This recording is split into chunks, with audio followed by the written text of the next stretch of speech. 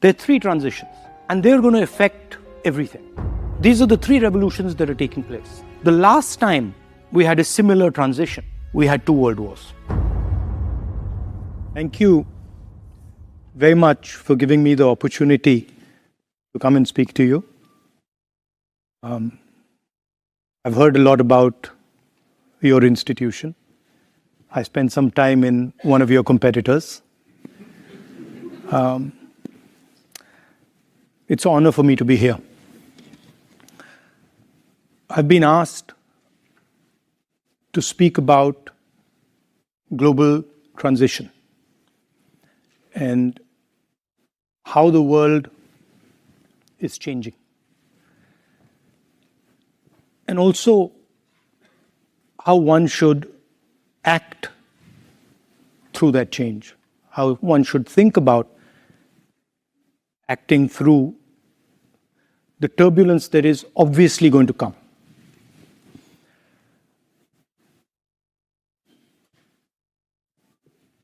I heard in the introduction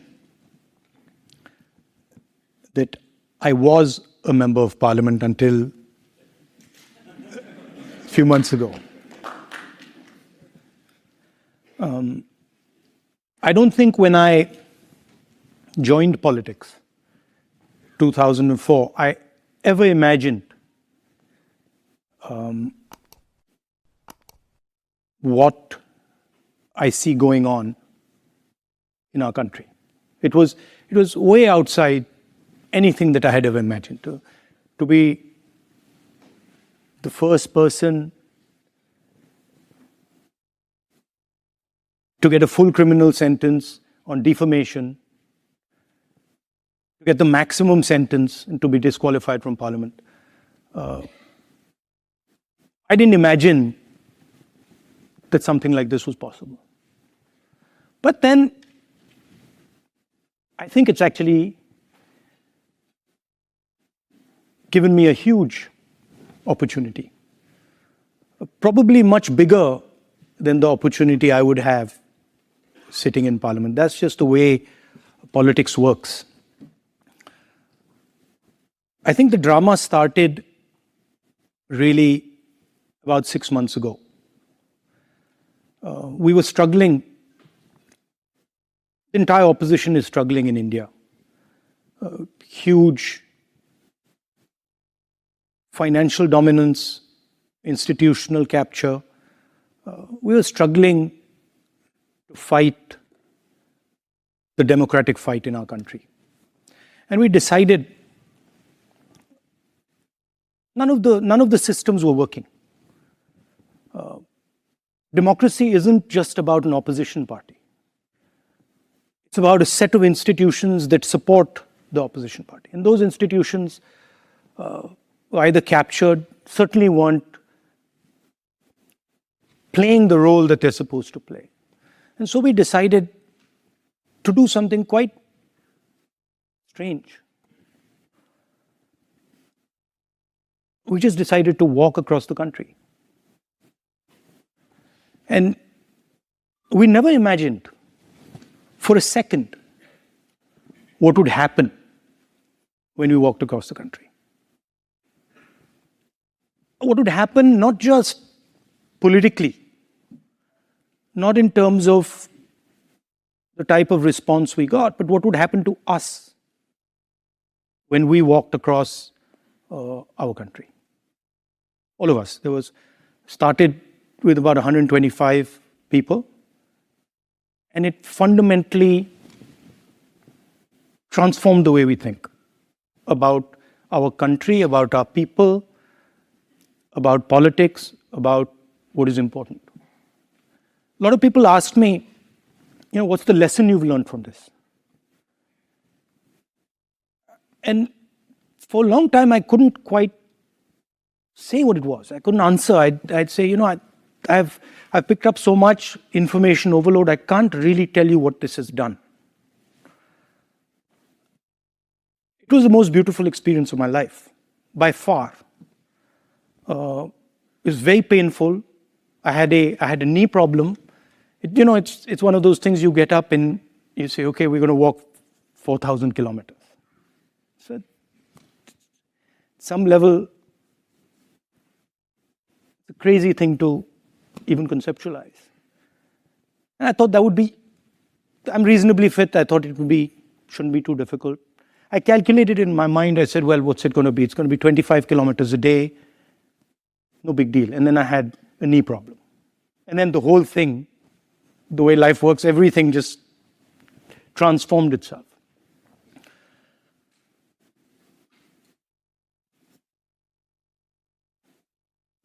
We met what I would best describe as the soul of our country. And very quickly, in a week, 10 days, a silence descended on us. We couldn't speak. We went from trying to explain things to people. This is why agriculture isn't working. This is how you should think about education. This is how, the healthcare system should look. This is what, we should be doing. And suddenly we just went silent. We all went silent. And we went silent because we came into contact with an intelligence that we had never seen, that we had never even conceptualized could exist. Farmers who many people would say, don't have an education, and then who are explaining things to us in a way that we just are in stunned silence. Right? And we saw this with farmers, with laborers, with small businessmen, everybody. And so this silence descended on us. And we just sort of stopped talking and started listening. And we heard tales of immense suffering.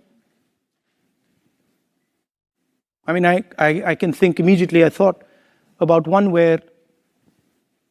which sort of, to me, embodied the spirit of my country, our country. I was walking, and a young man came and started walking with me. And I put my arm on his shoulder, and suddenly I realized he didn't have arms. So he had no arms. And I tried to sort of make him a bit comfortable, didn't want him to feel that I know you don't have arms. He wasn't too bothered. And we started talking, and I asked him, listen, what do you do? And he looked at me and he said, I'm a mechanic. The immediate thing in my mind was, he's lying. How can he be a mechanic? He doesn't have arms. It's impossible. So I said, well, I didn't want to be direct. I didn't want to say, you're lying. I said, listen, what cars do you repair? He says, I don't repair cars, I repair motorcycles. So I said, oh yeah, what motorcycle do you repair? And he started listing all the motorcycles. So I said, can I come and see what you do? And he said, yeah. And then he proceeded to take us and show us how he serviced a motorcycle with his feet. It's the most amazing thing I've ever seen in my life. He took apart the entire engine with his feet. And he put the entire engine back together with his feet. I can't do it with my hands. So we saw these type of things happening. And we saw clearly the disconnect between our politics and our people. And that disconnect is visible in the United States, it's visible in the rest of the world. There's a huge divide between the people and the politics. Politics is talking about something else, people are talking about something else. We experienced this multiple times. And as I was walking through this, I kept thinking, something puzzled me. What I couldn't understand is that while we were walking, we had no force. Force was completely on the other side. The other side had police, they had the institutions, they had the media, they had social media, they had everything. And here was this group of people. In a few weeks, it became thousands and then millions, just walking. And all the force at the disposal of the government of India could do nothing. And the more they tried to apply force, the less it worked. And so this puzzled me. I was like, how come they have all the force, they have all the systems, and nothing's happening? Why, for example, are they just not physically stopping us?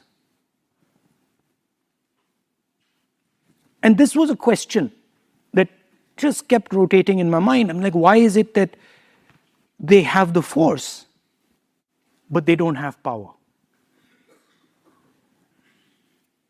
And I realized that force and power are two completely different things. Most people, politicians in particular, confuse force and power, and they think they're the same thing. They're not the same thing. They're completely different things. Power is an act of imagination. Power is in the present. It is not linear. And power comes when you go close to the truth.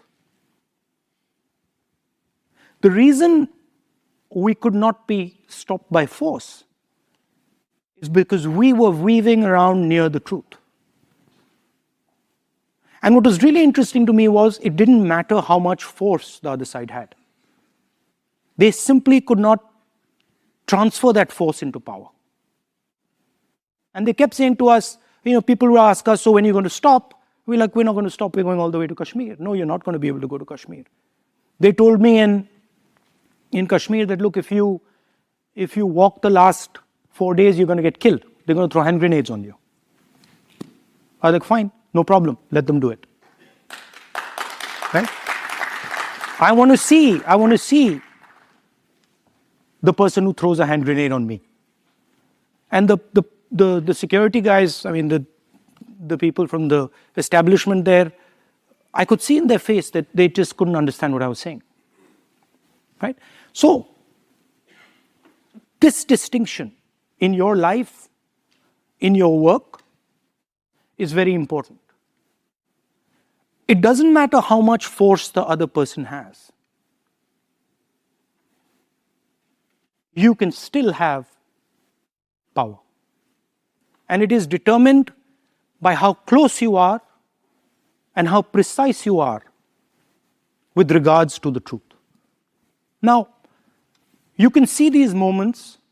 Mine was a very small one. You can see these moments of power versus truth in history. Big ones. Example, my leader, Mahatma Gandhi, fought the entire British Empire. He had no force. They had all the force, all the structures, the army, everything. Didn't matter. Right? The Declaration of Independence here in the United States, again, a moment of power, a moment of truth. Doesn't matter how much force the other person has. So why am I telling you this? Why am I making this distinction between power and force? And what does it have to do with the transition that we're facing? Well, the transition we're facing, there are three transitions. There is a revolution in mobility. There is a revolution in the energy system. And there's a revolution in connectivity, what we call AI and data. These are the three revolutions that are taking place. And they're going to affect everything. The last time we had a similar transition, a transition of energy, a transition of mobility, we had 2 world wars, right? And it's in times like that, of great uncertainty, of turbulence, that you need acts of imagination. While I was coming here to Stanford University, I was thinking about it. All the work that you do, a lot of the work that you do, robotics, AI, where was the moment of power? The moment of power was when President Kennedy said, let's go to the moon, right? That was not an act of force. That was an act of imagination.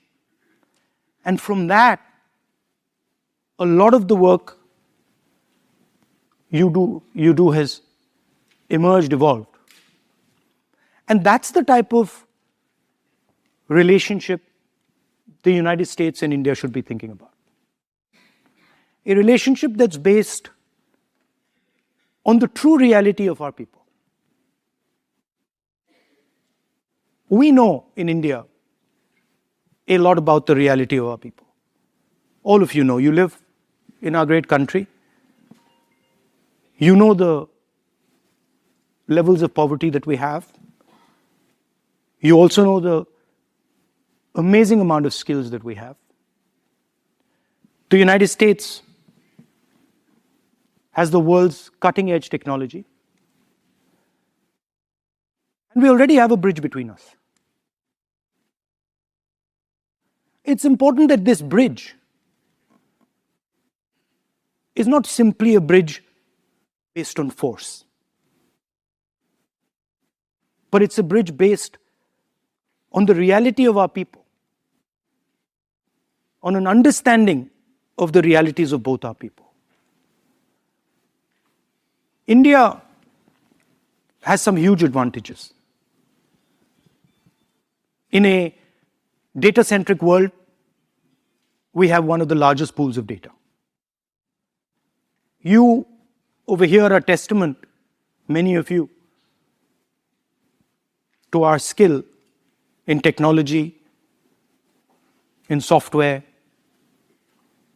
There are many more young people like you back home who don't have the opportunity you've had, who could augment our capability. So that's what I wanted to leave you with. I think there are difficult times, but there are also times of opportunity. I think there are times when acts of imagination, as I called it, acts of true power, will resonate and can transform the way we think of ourselves. Thank you. Thanks for your support.